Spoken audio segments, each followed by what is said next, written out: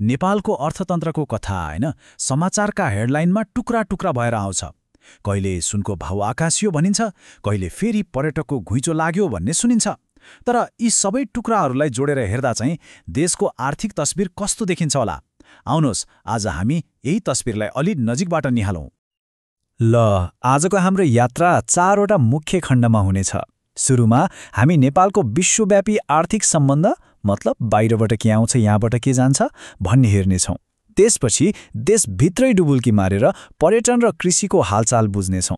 अनि पैसा रुपियाँको कुरा, शेयर बजार र लगानीको माहौल कस्तो छ त्यो पनि हेर्छौँ। र अन्त्यमा सरकारले के कस्ता आर्थिक नीतिहरू ल्याइराखेको छ र त्यसको असर के छ त्यसमाथि नजर लगाउनेछौँ। ल सुरु गरिहालौँ है त। ल पहिलो खण्ड, नेपाल र विश्वको आर्थिक सम्बन्ध मतलब आयात निर्यातको खेल। सुन्दा सामान्य लागे पनि विदेशबाट आउने सामान र यहाँबाट जाने सामानको यही लेनदेनले हाम्रो भान्साको तेलदेखि गाडीको भाडासम्म हरेक कुरामा सिधा असर पारिरहेको हुन्छ। कसरी हेरौँ है त। सुरुवात गरौँ एउटा नम्बरबाट। 143 रुपैयाँ 44 पैसा। यो के हो? यो हो एक अमेरिकी डलरको भाउ। अब डलरको भाउ बढ्नु भनेको के हो? सोझो हिसाब छ। हामीले विदेशबाट किन्ने पेट्रोल, मोबाइल, ल्यापटप सबै कुरा महँगिनु हो। मतलब यसको सिधा असर हाम्रो खल्तीमा पर्छ। यसको सबैभन्दा ठूलो उदाहरण त पेट्रोल डिजल नै हो। एकछिन सोच्नुहोस् त, जम्मा 4 महिनामा त्यो पनि वीरगञ्ज नाकाबाट मात्रै 54 अर्ब रुपैयाँभन्दा बढीको तेल भित्रिन्छ। यो कति ठूलो रकम हो? देशको विदेशी मुद्राको ढुकुटीमा यसले कत्रो भार पार्छ होला कल्पना गर्न सकिन्छ। हो, यिनै ट्याङ्करहरूले गर्दा हाम्रो गाडी गुड्छ, कल कारखाना चल्छ। तर यसको अर्को पाटो पनि छ। यी ट्याङ्करका पाङ्ग्रा जति घुम्छन् त्यति नै हाम्रो देशको ढुकुटीबाट डलर बाहिरिन्छ। यो एउटा एकदमै संवेदनशील सन्तुलन हो, होइन र? डलर बाहिर पठाउने मामलामा तेल मात्रै एक्लो छैन, अर्को ठूलो खेलाडी हो सुन। 4 महिनामै लगभग 16 अर्ब रुपियाँको सुन आयात भएको छ। अनि जब विश्व बजारमा सुनको भाउ बढ्छ त्यसको सिधा असर हाम्रो विदेशी मुद्रा सञ्चितमा पर्छ। दबाव झन बढ्दै जान्छ। तर के पैसा बाहिर मात्रै गइरहेको छ त? के नेपालले खर्च मात्रै गरिरहेको छ? त्यस्तो पनि होइन।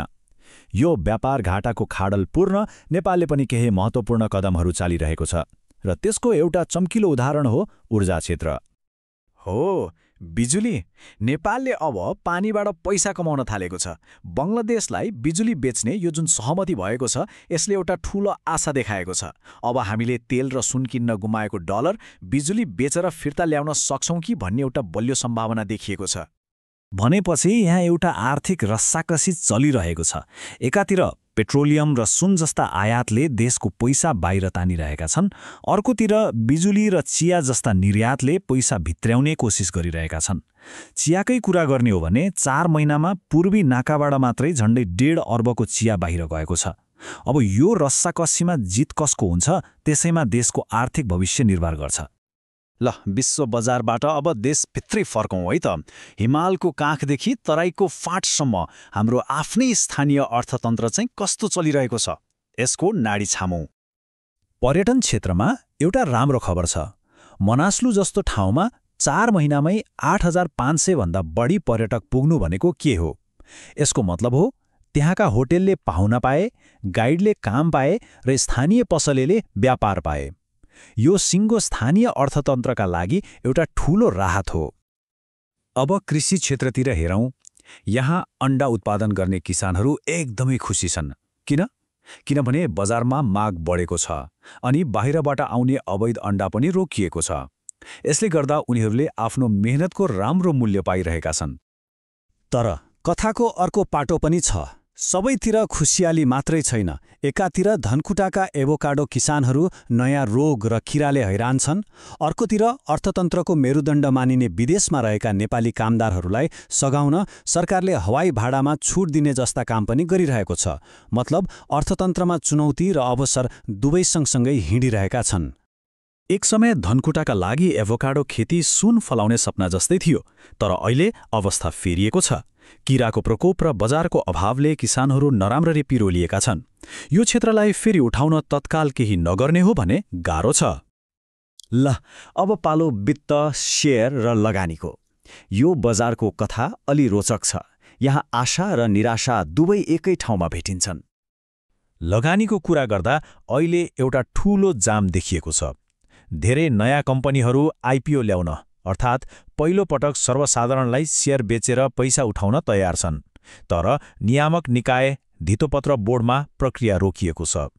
यो ढिलासुस्तीले नयाँ लगानी र आर्थिक विकासको गतिलाई नै सुस्त बनाइदिएको छ। यो नम्बर हेर्नुस् त, 82 वटा कम्पनी लाइनमा छन् आफ्नो आइपिओ स्वीकृतिको लागि। यसको मतलब के हो?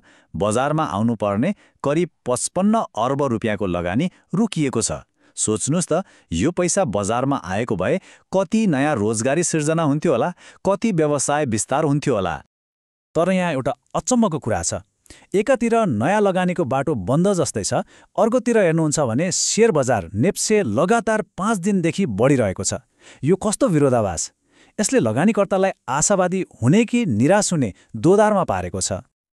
अब अन्तिम खण्डमा यो सबै आर्थिक उथलपुथललाई सम्हाल्न र सही दिशा दिन सरकारले चाहिँ के गरिरहेको छ त? सरकारका केही महत्त्वपूर्ण नीति र कदमहरूमाथि एक नजर लगाऊं। सरकारको एउटा मुख्य जोड सामाजिक सुरक्षामा देखिन्छ। प्रधानमन्त्रीको भनाइ नै छ, परिपूर्ण सामाजिक सुरक्षा बिना सामाजिक न्याय सम्भव छैन।